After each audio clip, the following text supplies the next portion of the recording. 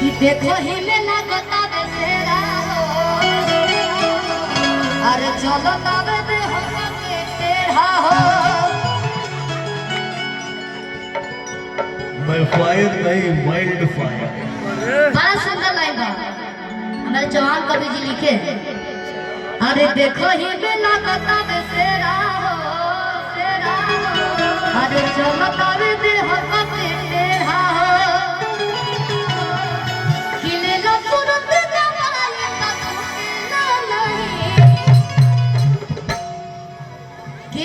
देख के फिल्म पुष्पा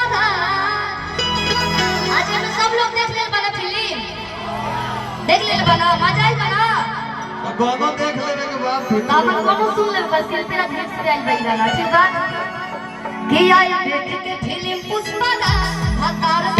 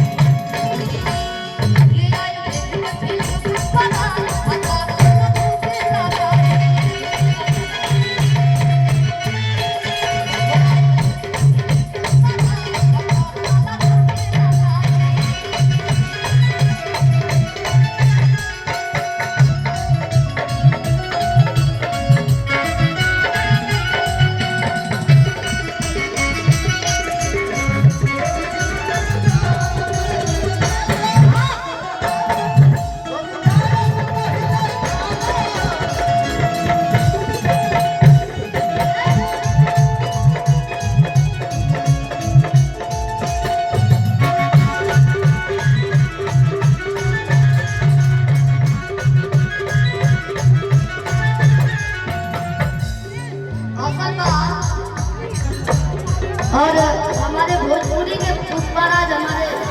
अखिलेश बाबा है एक बार आ जाइए पुष्पा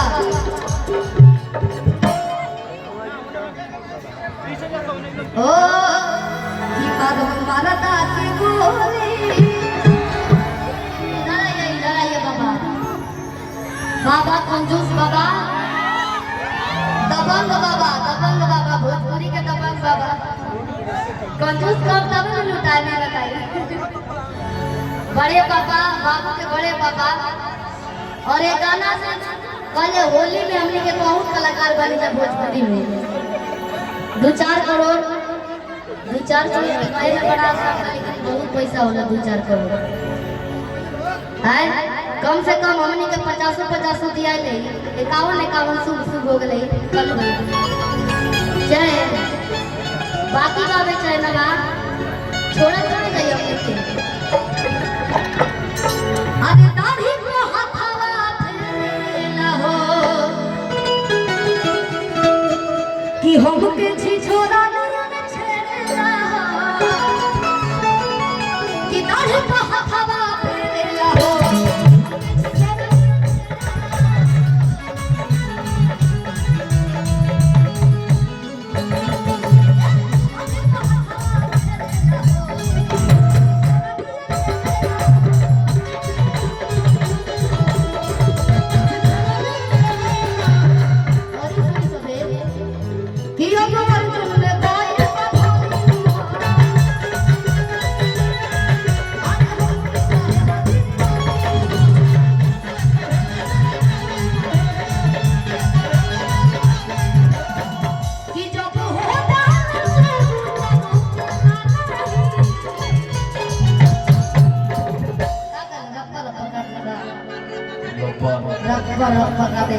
छोड़ेगा नहीं जब होता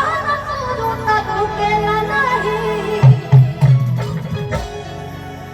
अब सखी कि आई देख के फिल्म पुष्पा चली एगो काम लेके बाद में निकल जाए आप देखिए भैया डालिएगा ठीक है, हमारा चैनल में प्रमोशन हो जाएगा। कि आई देख के फिल्म पुष्पा बाबा साला झूठ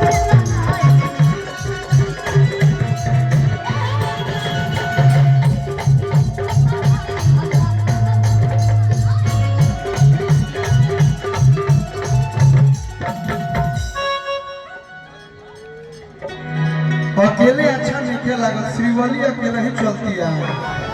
हाय हमार पुष्पा राज बैठल बने, दोनों लोग साथे चली लो तो कितना निमन लगी ना हो। एबार मैं लड़कन के मन बात नहीं, श्रीवली और पुष्पा राज दोनों लोग साथे चलत लो, बड़ा बढ़िया एक्टिंग पहले बनी, ओकरा में लुक कर देनी। हमारे बुझेबे ना कि अल्लू अर्जुन हमें कि पीछे चौहान भी रहा। हम दोनों लोग साथे चलो गाना में गा के सिटी बाबू।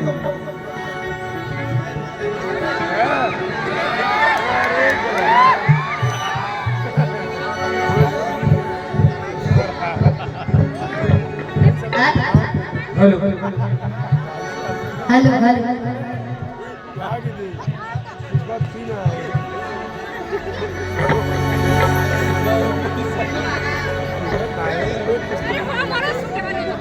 बनाई न बे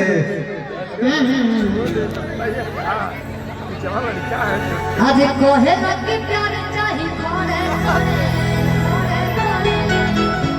अरे मार डाही लोग खाली घरे घरे कि देखो ही मेला गता बेसेरा हो अरे चौदह में हो के तेरा हो। थोड़ा सा चल के दिखा दीजिए आगे चल कि देखो ही मेला गता बेसेरा हो अरे चलो तावे में हो के तेरा हो कि ले लो सुरत नमाई पथु के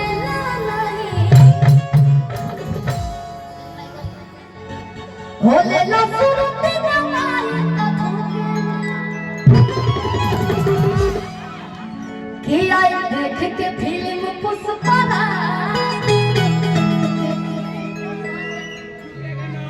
एक माइक को चालू कीजिए भैया। आगे